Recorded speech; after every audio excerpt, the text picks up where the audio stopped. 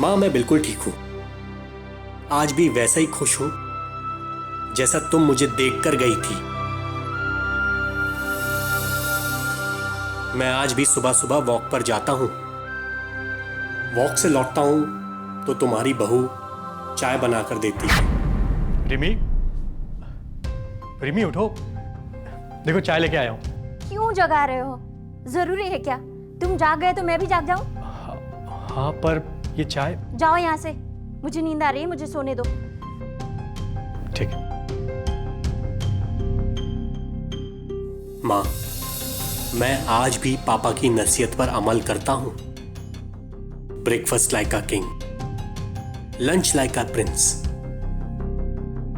Dine like a pauper. एक बात बताऊं माँ, रिमी बहुत अच्छा खाना बनाती है। मैं बिल्कुल ठीक हूं और बहुत खुश हूं। पता है, रिमी मुझसे बहुत प्यार करती है, पूरा घर संभाल लेती है और मुझे तो कोई काम करने देती ही नहीं है। रोज पूजा करने से पहले तुम्हारी तस्वीर पर फूल चढ़ाती है।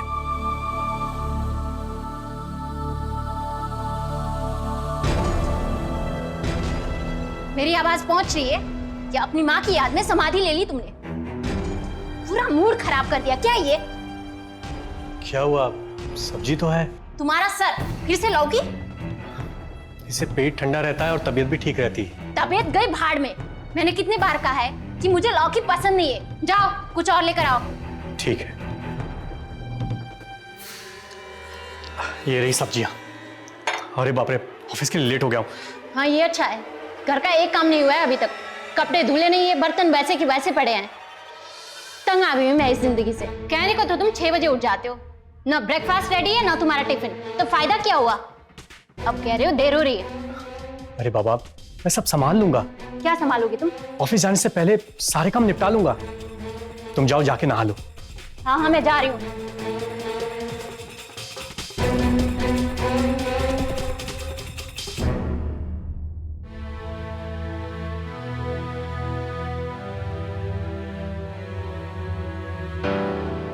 क्या बात है, आज साड़ी तो बड़ी जच रही है। अब देर नहीं हो रही तुम्हें?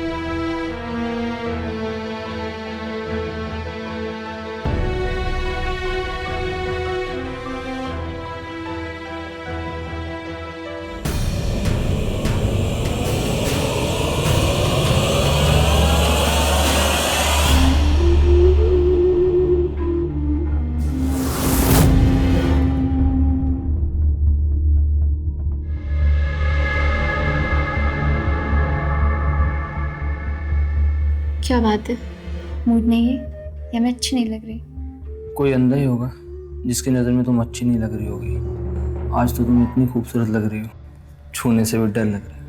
डरना अलाउड नहीं है, छूना अलाउड है।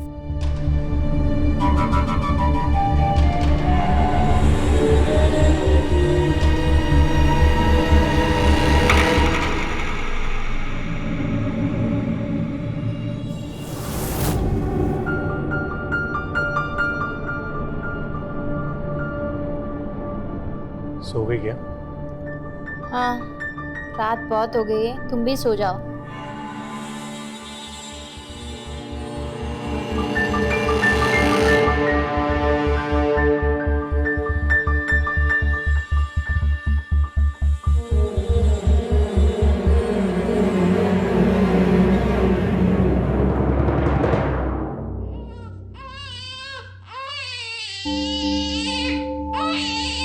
अरे अरे मुन्ने को क्या हुआ? मुन्ना मुन्ना मुन्ना, अरे बेटा आजा आजा आजा आजा आजा।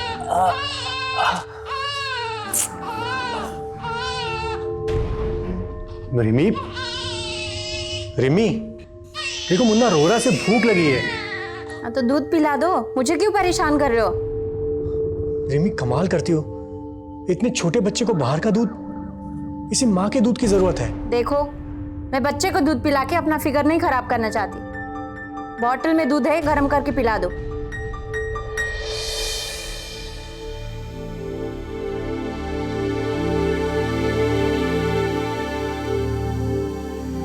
अरे मुन्ना मुन्ना क्यों रो रहा था बाबा, क्यों रो रहा था?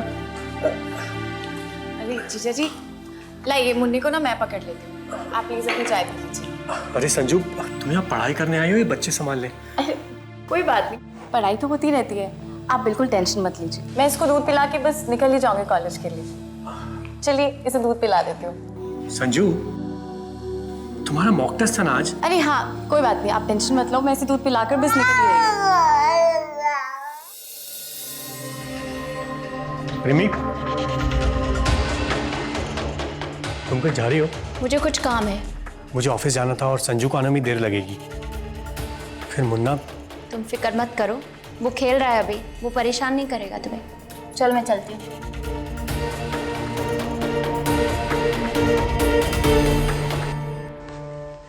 अरे जीजा जी क्या हुआ, ये इतना देर क्यों? तुम इतनी जल्दी कैसे आ गई? अरे वो मेरा मॉक टेस्ट था ना, वो कैंसिल हो गया। शाम को है बट इट्स ओके, मैं ऑनलाइन कर लूंगी। थैंक गॉड तुम आ गई। मुझे समझ नहीं आ रहा था कि मैं ऑफिस कैसे जाऊं। इसको अकेले छोड़ने की हिम्मत नहीं हो रही थी। आप बिल्कुल परेशान मत हो, अब मैं आ गई हूँ ना, मैं सब संभाल लूंगी। लेकिन दीदी गई कहाँ?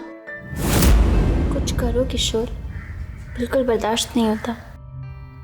दम घुटने लगा है मुझे उस घर में। तो फिर एक ही बार में पूरी आज़ादी ले लो। क्या मतलब? मतलब भाग चलते हैं। सच?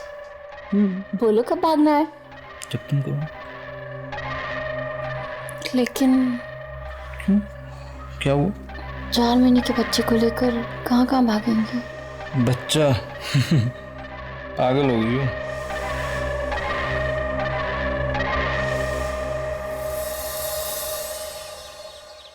रिमी, रिमी, रिमी। क्या हो गया जीजा जी? रिमी का फोन नहीं लग रहा है, वो घर पे भी नहीं है। वो पास में ही कहीं गई होंगी, आप परेशान मत हो, मैं मुन्नी को दूध पिला देती हूँ।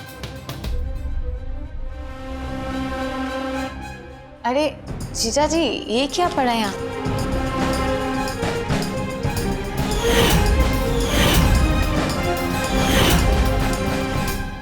बताइए ना जीजा जी, क्या लिखा है इसमें?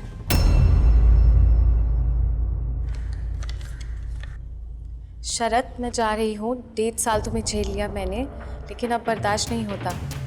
मुझे सच्चा प्यार मिल गया है, वो प्यार जो मुझे तुमसे कभी नहीं मिला, ना तुमसे उम्मीद कर सकती हूँ। प्लीज़ हमें ढूंढने की कोशिश मत करना। मैंने सारे जेवरात भी साथ ले लिए हैं। रिमी।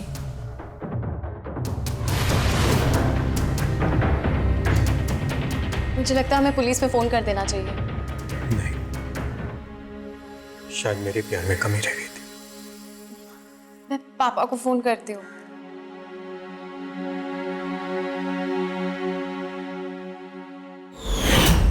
अगर कोई औरत अपने पति से खुश नहीं है तो वो अलग होकर अपनी जिंदगी शुरू कर सकती है, लेकिन उसके साथ रहते हुए उसे धोखा देना और फिर प्रेमी के साथ भाग जाना चरित्रहीनता नहीं है तो और क्या है। रिमी ने ना तो अपने पत्नी होने का फर्ज निभाया और ना ही एक मां होने का। कैसे कोई औरत अपने मासूम 4 महीने के बच्चे को बेसहारा छोड़कर जा सकती है? शरद बेटा, ये जो भी कुछ हुआ ना, उसके लिए हम लोग बहुत शर्मिंदा हैं। पापा ऐसी कोई बात नहीं है, भूल तो रिमी ने की है। शायद हमारी परवरिश में ही कोई कसर रह गई होगी। नहीं माँ, ऐसी कोई बात नहीं है। शरद बेटा, हम चाहते हैं कि मुन्ने को हम अपने साथ लेके जाते हैं। क्या है, तुम पूरा दिन ऑफिस में रहोगे, इसकी देखभाल कौन करेगा? पापा मैं संभाल लूंगा, आप चिंता मत कीजिए। शरद बेटा, तुमसे मुझे अकेले में बात करनी है। जी।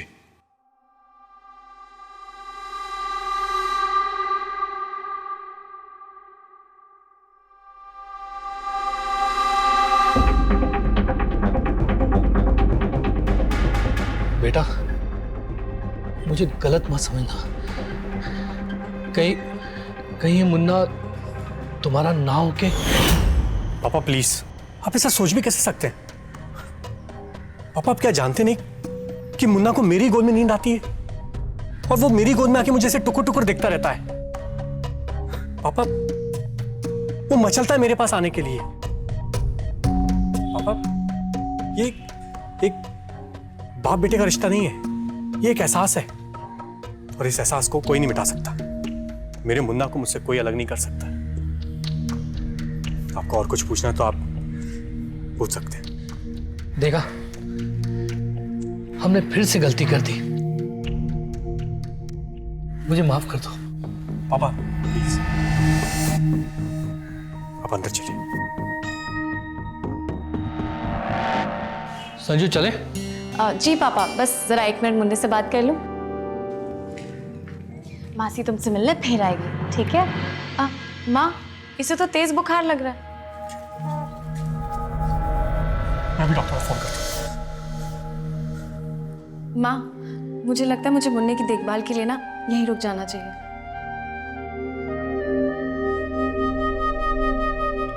ठीक है बेटा, तुम रुक जाओ।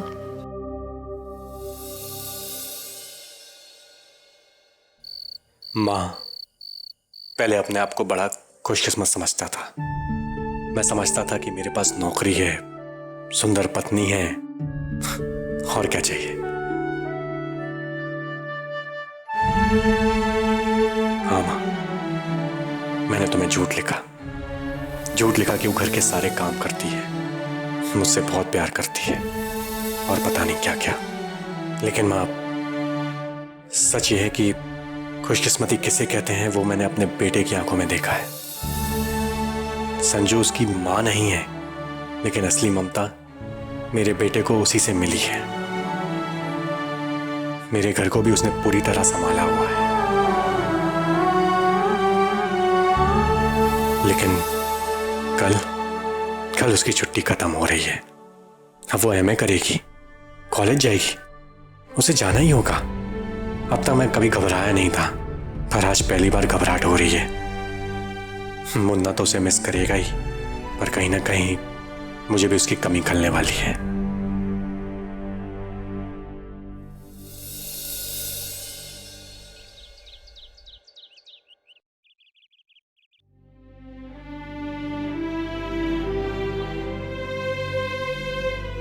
चले संजू?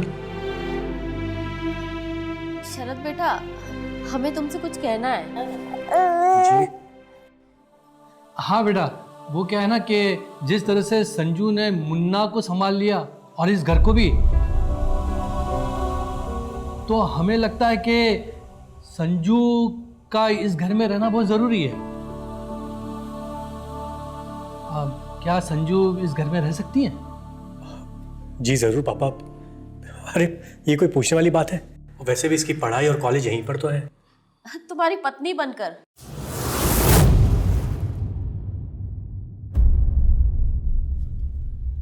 जी नहीं, देखिए मुझे गलत मत समझिए। संजू एक पढ़ी लिखी और समझदार लड़की है। उसे अपने अच्छा और बुरे का अच्छी तरह पता है। मुझसे कई अच्छा लड़का मिल जाएगा। पर बेटा।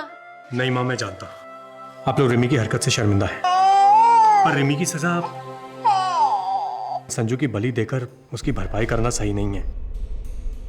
ये जो भी हुआ मेरी किस्मत है और मैं भुगतूंगा। आप प्लीज संजू को ले जाइए। चलिए ना जीजा जी, मैं आपको सब सामान के बारे में बता देती हूँ, क्या चीज़ें कहाँ रखी है।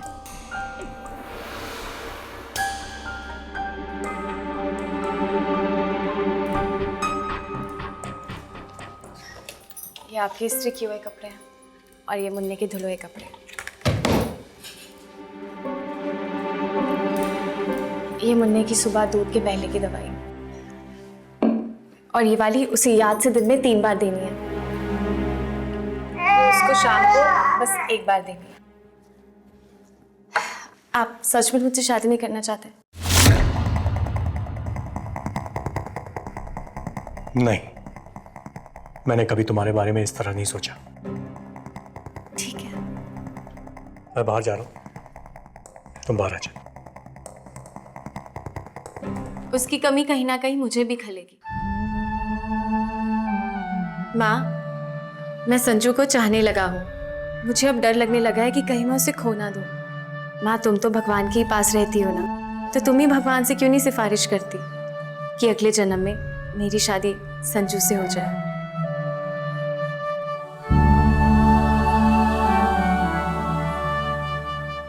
मेरी डायरी?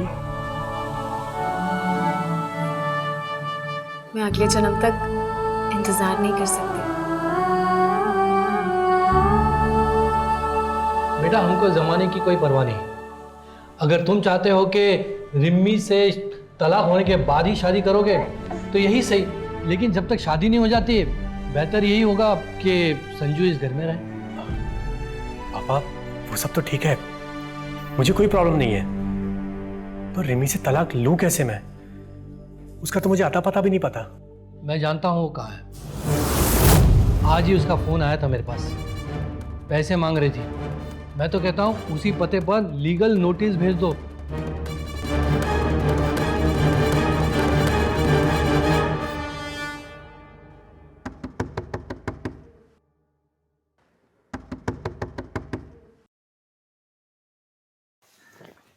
आ रही हूँ।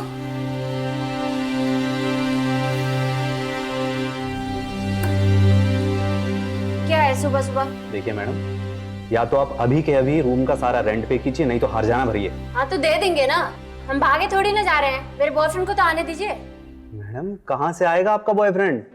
वो हो गया पुर, बैग बैगेज के साथ। मैडम क्या कह रहे हैं आप? इम्पॉसिबल। आप देख लीजिए, चेक कर लीजिए।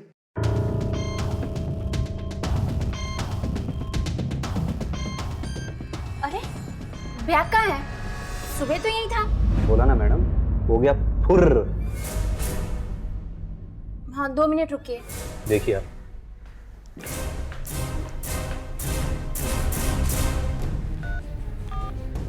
The number you have called is currently not reachable. Please try again later. The number you have called is currently not reachable.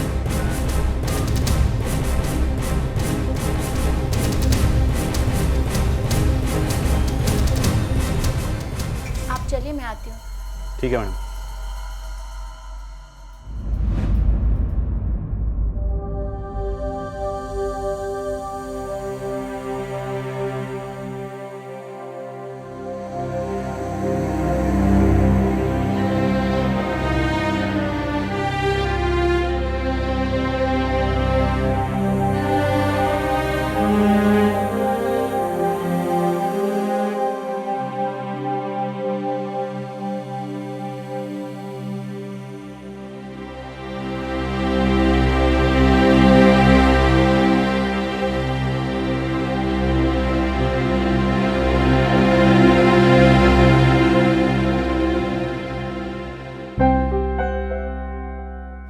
Madam इससे आपका बकाया तो पूरा नहीं होगा, लेकिन चलिए ठीक है, वो हमारा लॉस है, अभी और कर भी क्या सकते हैं।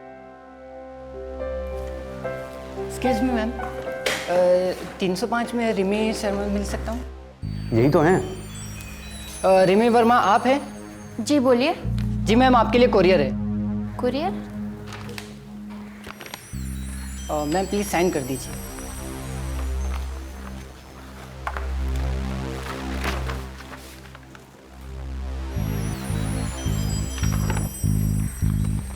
Thank you ma'am.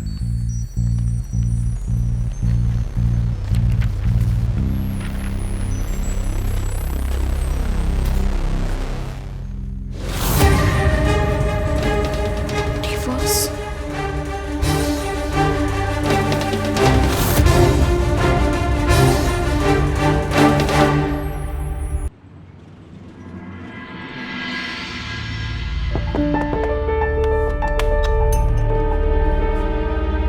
हाँ जी, तुम कौन हो?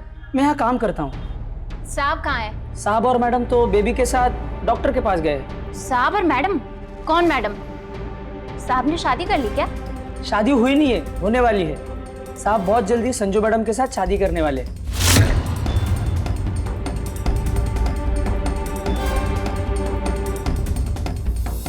हेलो पापा, मैं मुंबई आ गई हूँ। तू वापस क्यों आ गई? मर गई होती? पापा प्लीज, पापा मैं मर गया तेरा पापा और तू हमारे लिए। अब सुन, शरद की शादी संजू के साथ होने वाली है। अब उस घर में तेरा मनुष्य साया तक नहीं पड़ना चाहिए। संजू के सारे गहने आ गए और मैंने लॉकर में रखवा दिए। ये फोन किसका है? रिमी का। मुझे दीजिए। अब क्या चाहिए तुझे? और कैसी डायन है तू? हाँ, एक उस मासूम बच्चे के बारे में भी नहीं सोचा तूने? माँ मुझसे गलती हो गई, प्लीज माँ एक मौका तो दीजिए। भूल हो गई ना तो प्रायश्चित कर और तलाक के पेपर पर साइन कर दे, आजाद कर दे शरद को, ताकि संजू के साथ खुशी खुशी वो अपनी गृहस्थी बसा सके। हेलो हेलो,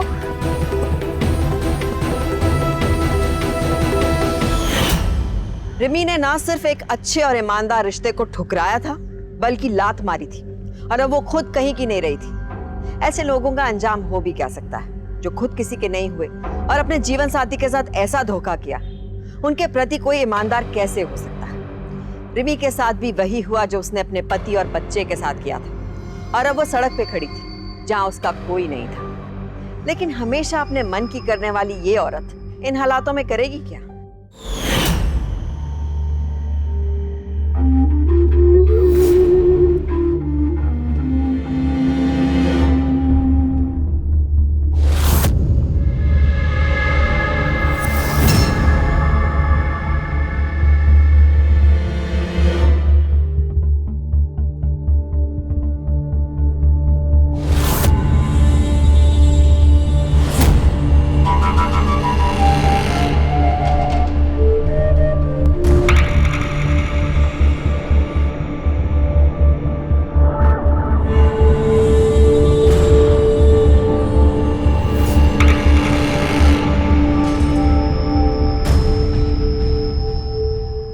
जी पापा, कहिए आप क्या कहना चाह रहे थे? बेटा कल रिमी घर पे आई थी, काफी तमाशा करके गई है। शर्म नहीं आई आप लोगों को?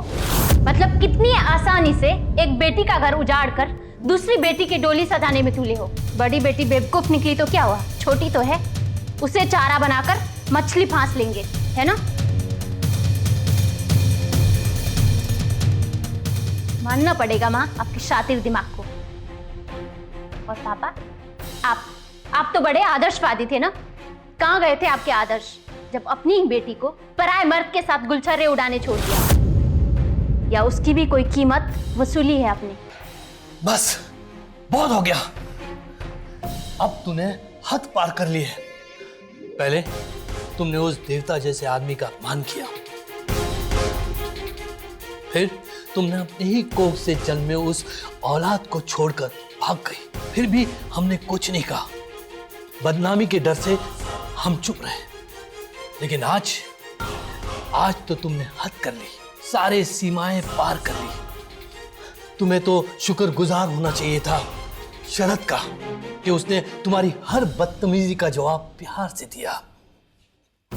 लेकिन उसे क्या मालूम था कि वो किस पत्थर से अपना सर फोड़ रहा है। चली जा, मेरी नजर के सामने से चली जा, वरना मेरी हाथों से तेरा खून हो जाएगा। तू तो हमारे लिए पहले ही मर चुकी थी जब तू उस घर से भाग गई थी। आज हम समझेंगे कि हमने चिता को भी आग लगा दी। चली जा यहाँ से। नहीं पापा, जो मेरा है वो मैं अपना पाकर ही रहूंगी, चाहे उसके लिए मुझे कुछ भी क्यों ना करना पड़े। बड़े से बड़ा वकील हायर करूंगी, पर ये केस तो मैं जीत कर ही रहूंगी, समझे आप लोग? काश उसको मैं थप्पड़ बहुत पहले मार चुका होता तो ये दिन देखने नहीं पड़ते। बेटा तुमने रिमी के साथ इतने साल कैसे गुजारे? पापा प्लीज ऐसा मत बोलिए। रिमी ने जो कुछ भी किया है अपनी खुशी के लिए किया है, ना ही उसने किसी को तकलीफ दी है और ना ही नुकसान पहुंचाया है। और वो ज्वेलरी जो लेके गई? पापा वो रिमी के लिए ही बनवाई थी, तो रिमी ले गई। मैं संजू के लिए और बनवा दूंगा। बेटा अब कितना शर्मिंदा करोगे? मैंने कुछ गहने बनाए हैं संजू के शादी के लिए। अब अगर तुम कोर्ट मैरिज करना चाहते हो तो मैं चाहता हूँ कि ये गहने तुम उसे दो। अरे पापा आप कैसी बात कर रहे हैं? देखो बेटा, मना मत करना, ये गहने रिमी की गलती की माफी समझ लो प्लीज। ठीक है पापा। सुनो, जरा अलमारी से वो गहने तो लेके आओ।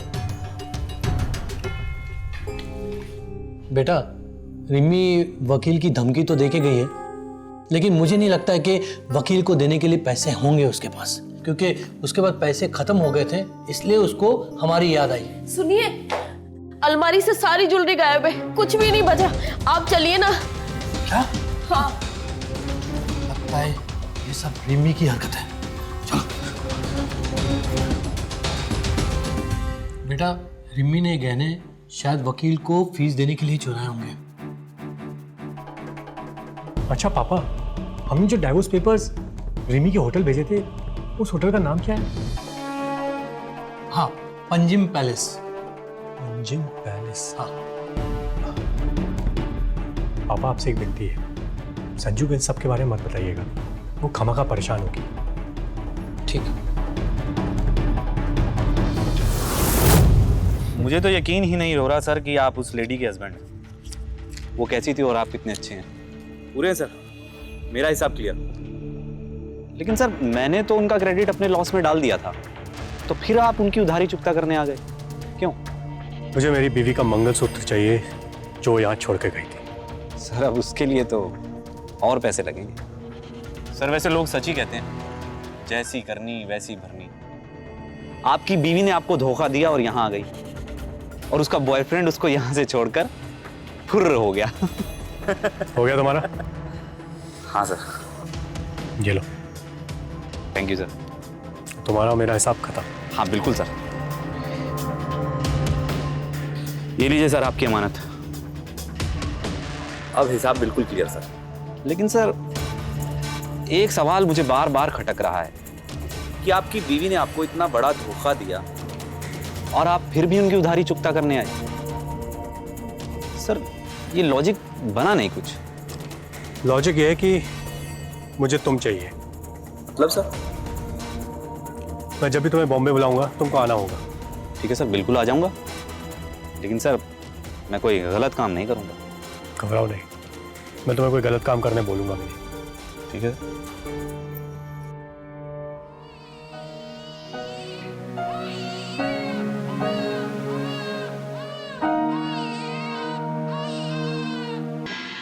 चल रहा है। तुम हाथ डाल के रखो, मैं ऑइंटमेंट लेके आता हूँ।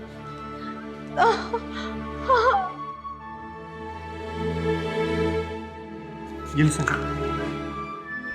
बहुत दर्द हो रहा है। बस बस बस बस। संजू बहुत जल गया है, तुम्हें डॉक्टर के पास जाना चाहिए। नहीं नहीं नहीं, ठीक हो जाएगा थोड़ी देर में। और वैसे भी इतनी रात को मुन्नी को अकेला छोड़ के हम नहीं जा सकते। बहस मत करो संजू, और मुन्ने को मैं संभाल लूंगा, तुम जाओ डॉक्टर के पास। अच्छा ठीक है, पापा जाती हूँ।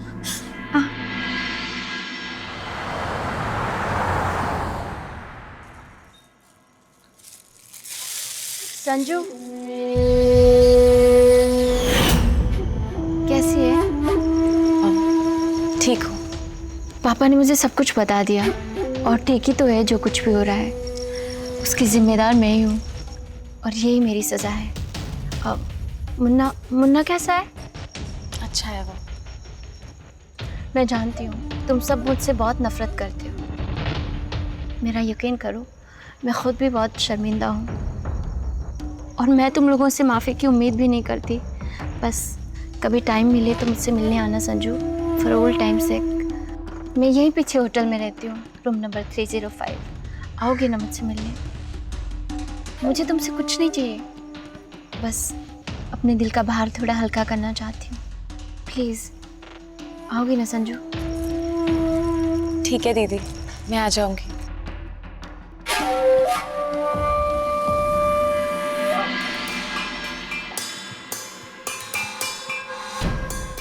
अब ये शराबी मेरा साथी है। बस यही है कि जो मेरी दलील है बहुत सब्र से सुनता है, मुझे परखता नहीं, मेरा दर्द समझता है। दीदी प्लीज़ बस कीजिए, बहुत हो गई है, आपने बहुत ज़्यादा पी लिया है। अरे नहीं रे, मुझे इसकी आदत पड़ चुकी है। अरे तू पी ना, पी। अरे ये शरबत है, तेरे लिए मंगाई है मैंने स्पेशली, पी। चल ड्रेस।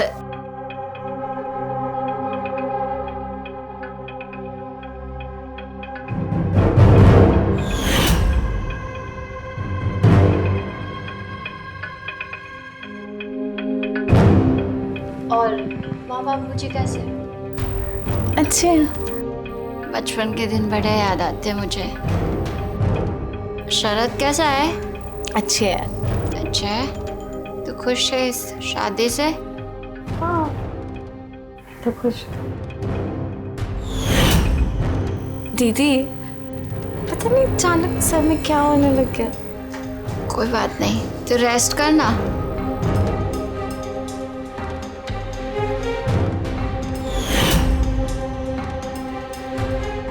संजू, संजू, संजू, राजीव, कम इन।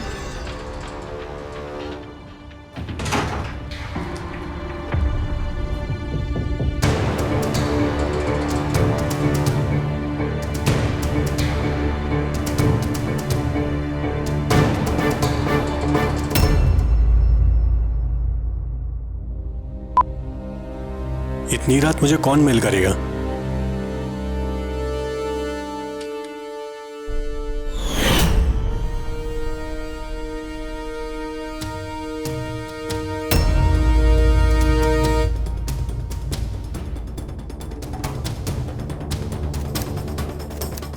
मुझे तुमसे मिलना है। बोलो कब और कहां?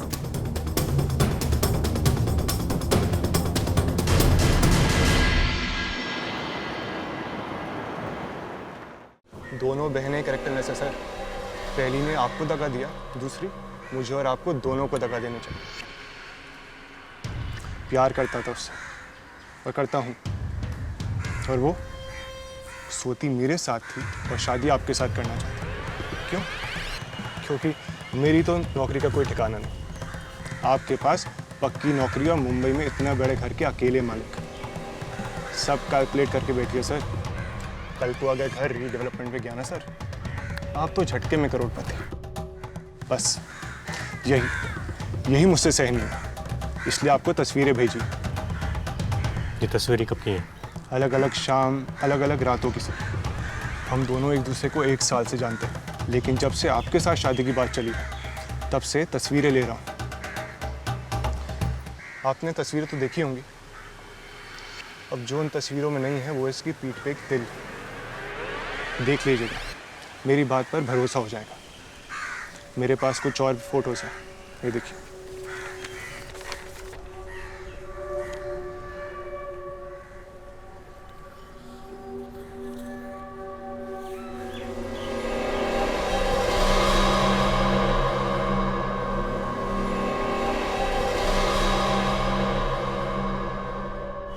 ये फोटो 2 महीने पहले की।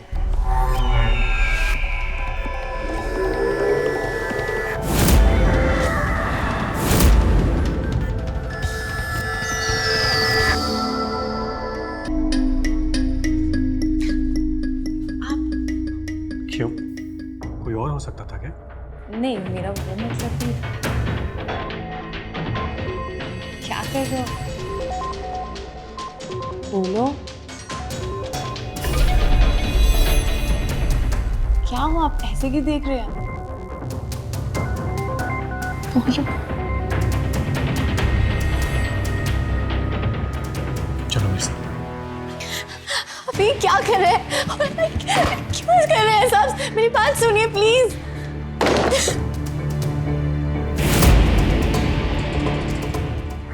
किशोर मेरा मुंह बुला भाई था, राखी बंधवाता था मुझसे।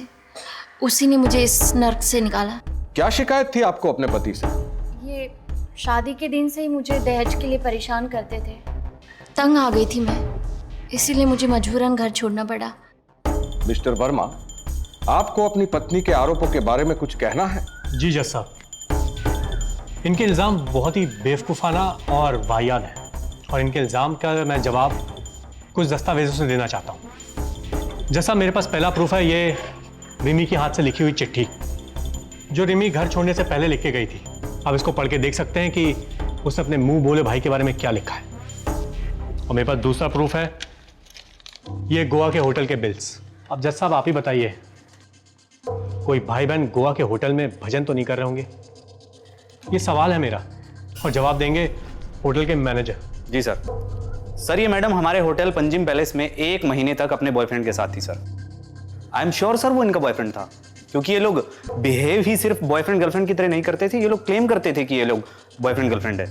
मुझे अच्छी तरह से याद है सर, जब मैं इनसे रूम का टैरिफ मांगने गया तो इन्होंने कहा कि मेरा बॉयफ्रेंड देगा, और अब ये कह रही है कि भाई। सर भाई बहन का रिश्ता दूर दूर तक नहीं था सर। इस केस का निर्णय अगली सुनवाई में दिया जाएगा। अगले हफ्ते आज ही के दिन मिलेंगे। Thank you.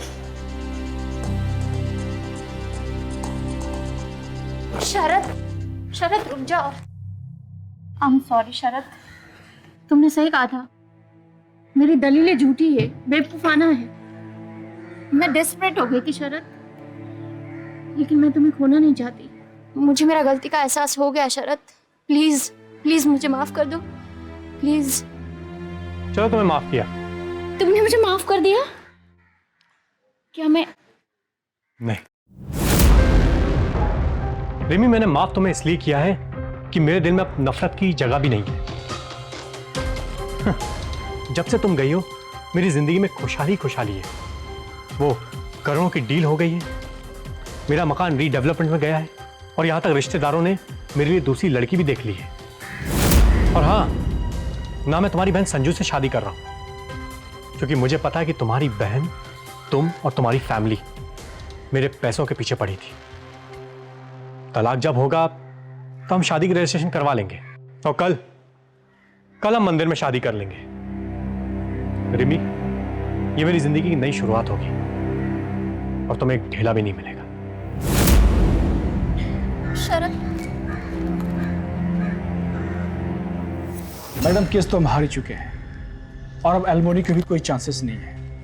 आपने मुझसे पहले क्यों नहीं बताया कि आपका केस इतना वीक है? सच बताओ मैडम, मैं आपका केस कभी लड़ता ही नहीं। आपकी वजह से मेरा टाइम और नाम दोनों खराब हुआ। अब आपको कुछ नहीं मिलने वाला है मैडम। कुछ और रास्ता नहीं है क्या? है। क्या? अगर अचानक प्रलय आ जाए, धरती फट जाए, कुछ अनहोनी हो जाए, तो कुछ ना कुछ हो सकता है, या फिर शरद को कुछ हो जाए। तलाक होने के पहले तक तो आप उसकी जायज पत्नी है ना, उसके बाद कुछ नहीं हो सकता।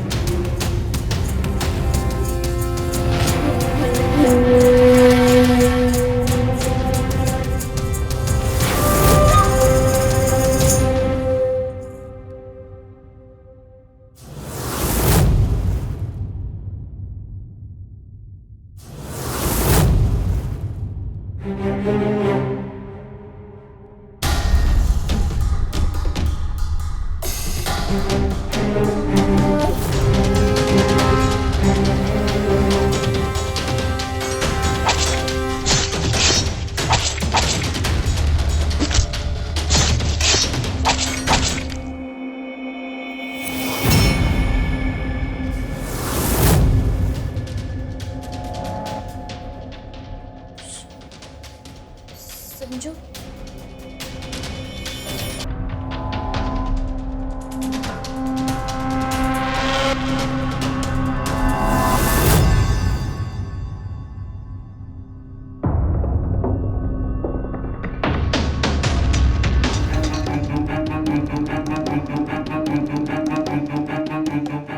ये जाल मैंने बिछाया था तुम्हारे लिए, ताकि तुम्हारी घिनौनी हरकत सबके सामने आ सके। आइए इंस्पेक्टर साहब।